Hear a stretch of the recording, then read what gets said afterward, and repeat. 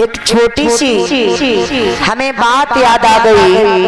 कहने का मतलब कहीं भी कथा सुनने के लिए जाओ कुछ न कुछ सीख करके जरूर आओ।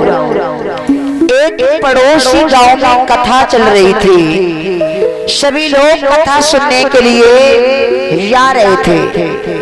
तो एक दिन भैया जी की श्रीमती जी बोली अपने पति देव से और कहा, बोली चाचा जी अरे सुनना रहे हो, पड़ोसी के गांव में कथा हो रही है और जाए के कथा सुने आओ। खाए के लेट जाता हो, देखो तुम्हारा पेट का नाक से लग गो है।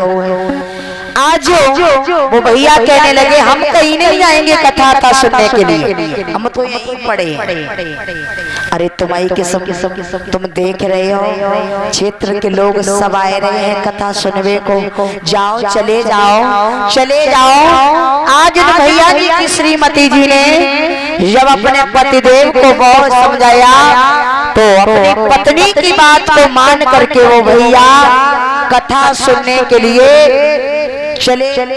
और जैसे ही शास्त्री जी की कथा सुनने के लिए पहुंचे, मंच पर बैठ करके शास्त्री जी कथा सुना रहे थे। जैसे ही उन भैया ने पंडाल की तरफ प्रवेश लिया, शास्त्री जी के कथा में कोई ऐसी बात आ गई जो उन्होंने मंच के द्वारा बोल दी। और क्या बात बोली? शास्त्री जी बोले का आए गए।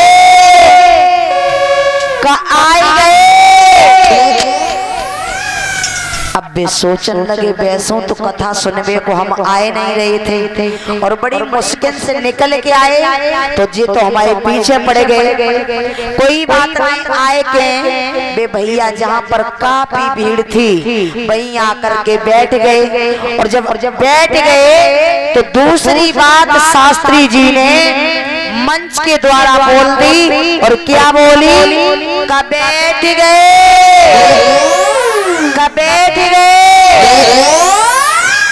अब तो नीचे को गर्दन और लखाए गए, जो तो हमारी हाथ धोए के पीछे पड़ के रह गए हैं। इन्हें कोई दिखानो ही नहीं, बड़ी मुश्किल तो कथा सुनने को आए और हमारे पीछे पड़े का आए गए का बैठ गए, का आए गए का बैठ गए। धीरे धीरे शास्त्री जी ने अपनी कथा यानी कि समय के आधार पर जब वंदना का समय हुआ, विराम कथा की, तो वो प्रसाद लेकर के वो भैया अपने घर के लिए चले। और जब घर के लिए चले, शास्त्री जी ने फिर भी चलते समय एक बात बोली, चले चल अब रास्ते में वो भैया सोच रहे हैं कि हमारी पत्नी ने समझाया था और वैसे भी लोग कहते हैं कहीं भी कथा सुनने के लिए जाओ कुछ न कुछ सीख करके जरूर आओ। अब तो शास्त्री जी की वो भैया तीन बातें रटते चले आ रहे हैं। पहली बात शास्त्री जी ने क्या बोली? का आए गए। दूसरी बात क्या बोली? का बैठ गए। तीसरी बात क्या बोली? का चले गए। अब तो वो तीन बातें रटते हुए रास्ते में चले आ रहे हैं। का आए गए, का बैठ गए, का चले गए, का आए गए, का बैठ गए, का चले गए, घर पे आ गए। और जब घर पे आए गए, पत्नी कहने लगी काहे सुने आए कथा? बोले हाँ सुने आए कथा। अरे तुम तो ऐसी बातें कर रहे हो, प्रसाद नाए लेके आए? अरे प्रसाद ले आए, बेका कथा सुनाए रहे थे, वे तो हम आए पीछे पड़ के रह गए। शाम को पत्नी ने भोजन बनाए और भोजन बनाने के बाद भोजन करने के बाद वो भैया चारपाई पर दरवाजे पर लेट गए। और जब चारपाई पर दरवाजे पर लेट गए,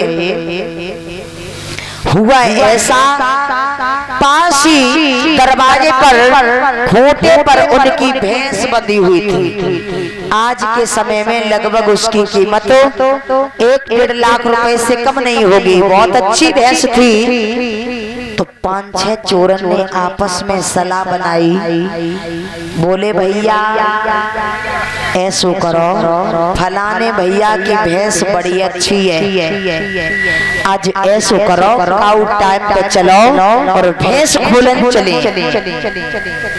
जब 4-5 चोरों ने आपस में सलाह बनाई और सलाह बना करके चोरी करने के लिए जब पहुंचे, जब चोरी करने के लिए पहुंचे तो उसी समय भैंस खोलने के लिए जैसे ही पास में पहुंचे, वे भैया चारपाई पर लेटे हुए वो शास्त्री जी की बात को रट रहे।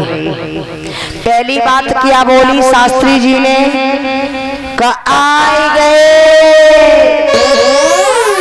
जैसे चोर आए पास में चोरी करवे को, भैंस खोलवे को, वैसे ही वे भैया बोले आए गए।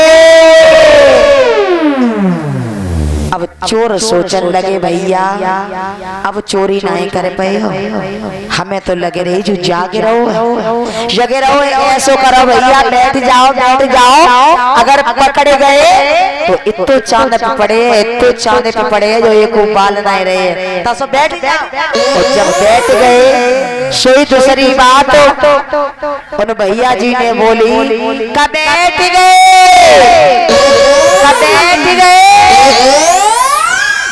अब का करे हो भैया, अब तो चोरी नहीं कर पे, अब तो जलगते जने जान लई, जगे रहो ऐसो करो भाग ले, मारे को दुखी ना रहे हो, भाग ले भैया।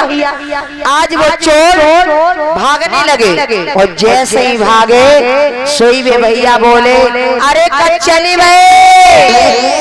चल गए।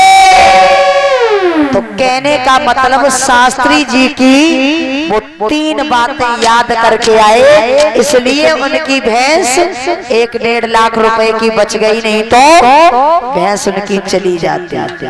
तो इसलिए मेरी माताओं बहनों, आप लोगों से मेरा कहना है कहीं भी कथा सुनने के लिए जाओ, कुछ न कुछ सीख करके जरूर आओ।